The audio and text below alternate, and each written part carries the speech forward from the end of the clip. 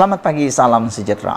Oke, terima kasih karena ikuti pencerahan aku pada pagi ini untuk part yang kedua.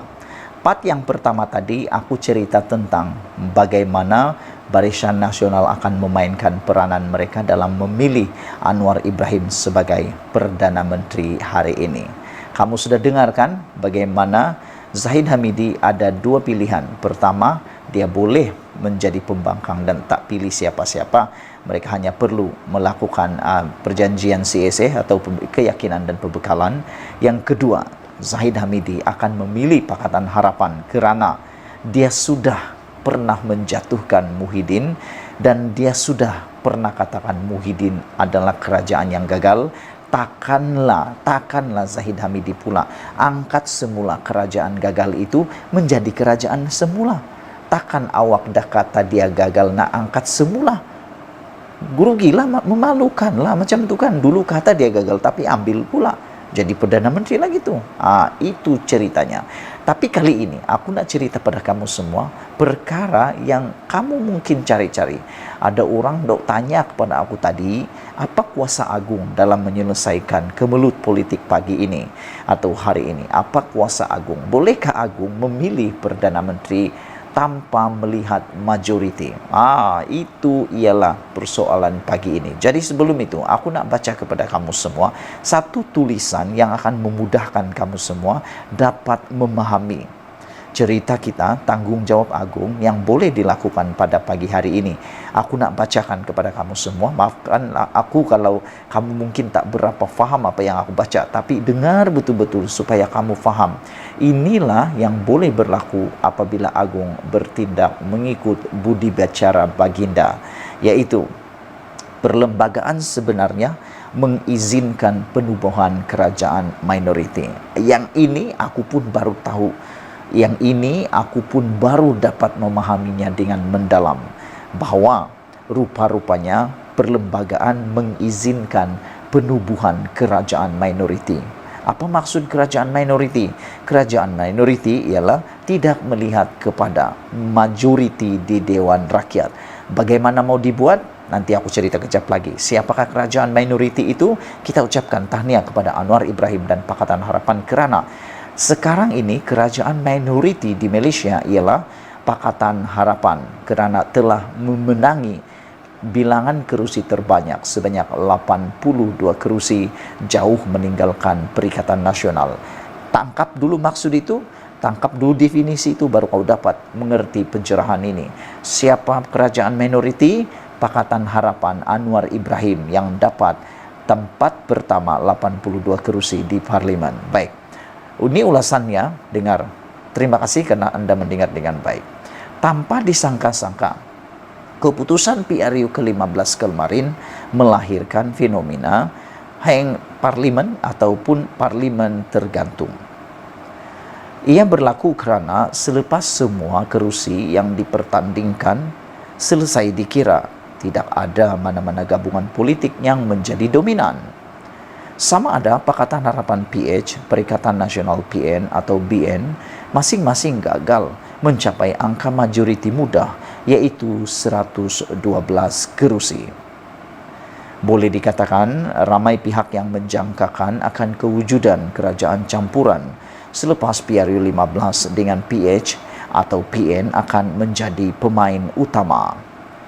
Rakan kongsi yang ada pula ialah BN serta beberapa parti lain bagi mencukupkan bilangan minimum untuk membentuk kerajaan dengan majoriti muda. Namun, adakah itu sahaja pilihan yang ada dalam perlembagaan persekutuan? Inilah yang aku sangat tertarik dengan tulisan ini. Adakah hanya majoriti muda, gabungan-gabungan sahaja baru dapat jadi kerajaan? Tiada lagi cara lain? Itu persoalan dia. Tiada lagi cara lain atau itu sajakah pilihan yang ada dalam perlembagaan persekutuan? Jawapannya ada lagi. Meskipun perlembagaan tidak secara spesifik menawarkan formula yang tuntas dalam keadaan parlimen tergantung, namun saya berpendapat wujud alternatif selain kerajaan yang didirikan atas simple majority atau majority muda. Apakah alternatif tersebut? Saya berpendapat alternatif yang boleh juga dikira viable ini ialah yang di Pertuan Agong membenarkan kerajaan minoriti didirikan. Aku nak ulang sekali lagi, alternatif yang juga boleh juga dikira sebagai viable ataupun boleh laksana ialah yang di Pertuan Agong membenarkan kerajaan minoriti didirikan.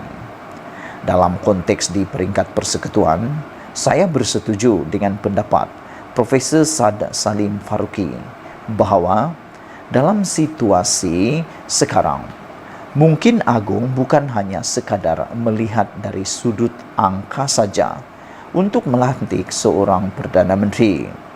Oleh kerana PH yang berada di kedudukan hadapan dari sudut pegangan kerusi, iaitu 82, maka sewajarnya gabungan itu dibenarkan untuk membentuk kerajaan minoriti. Ia adalah tidak salah, saya ulang sekali lagi, mewujudkan gabungan majoriti atau minoriti adalah tidak salah pada hemat saya dalam konteks perlembagaan persekutuan. Mungkin ada yang akan bertanya, adakah kerajaan minoriti PH itu akan dilihat stabil? Justru bila saya hujahkan dengan adanya undang-undang anti lompat parti, insya-Allah keadaan akan boleh menjadi stabil meskipun ia hanya berstatus kerajaan minoriti. Mungkin juga ada yang bertanya, macam mana sekiranya ada undi tidak percaya dikemukakan? Saya katakan fenomena undi tidak percaya boleh diatasi melalui sebuah mekanisme yang dipanggil CSA, yaitu Confident Supply Agreement, atau juga dikenali sebagai Perjanjian Keyakinan dan Perbekalan. Ia boleh dimeterai di antara kerajaan dengan gabungan politik atau dengan parti-parti tertentu. Secara mudahnya, melalui perjanjian tersebut, sebuah kerajaan yang stabil dapat dibentuk. Sebagai balasan atau imbuhan pula, pihak yang memeterai CSA dengan kerajaan minoriti itu tidak akan dibenarkan untuk melakukan perkara tertentu, seperti tidak boleh bertindak mengemukakan undi tidak percaya. Ditulis oleh Muhammad Hanif Pamaidin, bekas Timbalan Menteri di Jabatan Perdana Menteri berkaitan undang-undang. Jadi dengan apa yang ditulis oleh Menteri di Jabatan Perdana Menteri berkaitan undang-undang ini, maka sahlah bahawa Agung sebenarnya tiada keperluan pun, peranan Agung tiada keperluan pun untuk melihat pada keadaan kedudukan sekarang. Tiada pun keperluan Agung untuk melihat nombor itu. Dia hanya perlu melihat pada minority ataupun majority minority itu sebagai kerajaan boleh dilantik daripada kalangannya. Jadi besarlah harapan Anwar Ibrahim sebagai jadi Perdana Menteri kerana memiliki bilangan kerusi yang terbanyak setakat ini. Dan aku fikir Agung juga sudah faham keadaan terkini politik Malaysia, ketidakstabilan politik Malaysia, dan juga siapa yang pernah gagal dan siapa yang bakal boleh memimpin negara ini.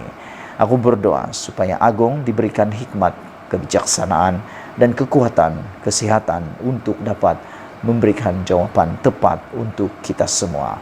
Malaysia kita punya, kita jaga sama-sama cintai Malaysiaku. Bye-bye.